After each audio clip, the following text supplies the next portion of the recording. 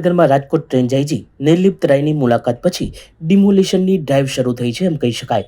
આજે સવારે બચુનગર વિસ્તારમાં ઝડબેસલાક બંદોબસ્ત વચ્ચે જમાતખાનાની વિશાળ ઇમારત તોડી પાડવામાં આવી હતી। અંદાજિત 2 કરોડ કિંમતની 12,000 ચોરસ ફૂટ જગ્યા ખુલ્લી કરવામાં આવી હતી, જે પછી બર્ધન ચોકમાં પણ સુરક્ષા બંદોબસ્ત સાથે તંત્ર ત્રાટક્યું હતું। અહીં એક 3 માળની ઇમારત દૂર કરવાની કાર્યવાહી હાથ ધરવામાં આવી હતી। એ પછી ગુલાબનગર વિસ્તારમાં પોલીસ ચોકી નજીક ઇમામખાનાની ગેરકાયદે ઇમારત હટાવવાની કામગીરી પણ હાથ ધરવામાં આવી હતી। આમ આજે એક પછી એક ડિમોલિશનની કામગીરી કરવામાં આવી હતી।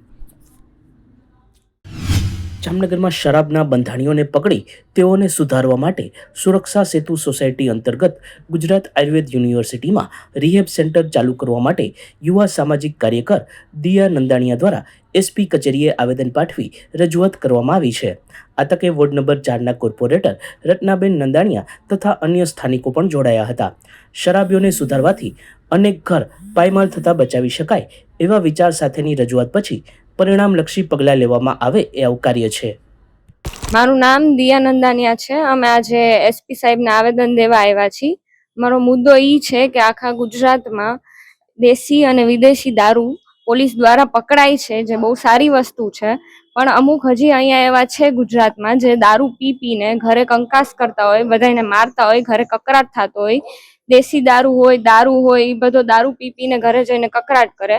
તો અમારી અહીંયા એવું માંગ છે કે પોલીસ સુરક્ષા સેતુ યોજનાની અંડરમાં અહીંયા જે આયુર્વેદિક યુનિવર્સિટી છે એની અંદર એક રિહાબ સેન્ટર ખોલાવે, જેમાં પોલીસ દ્વારા જેવા લોકોને પકડી અને પોલીસને સેન્ટરમાં લઈ જાય એ લોકોને, અને ત્યાં એ લોકોને મેડિકેશન દ્વારા, મનોવૈજ્ઞાનિક ડોક્ટર્સ દ્વારા એ લોકોની ટ્રીટમેન્ટ કરાવે, જેથી જે લોકોના ઘરમાં આ બધા વસ્તુઓના લીધે કંકાસ થતો હોય એ ભલે 100% નહીં તો 25% રિઝલ્ટ આવે।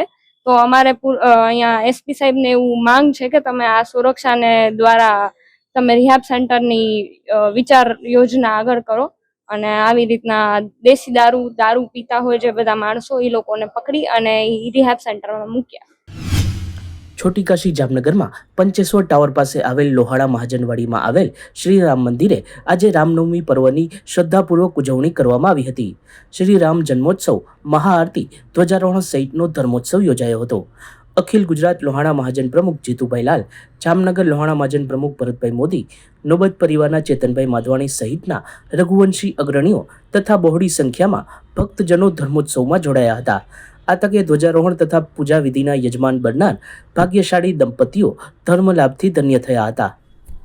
સચોટ સમાચારો સૌથી ઝડપી મેળવવા માટે અમારી ચેનલને સબસ્ક્રાઇબ કરો।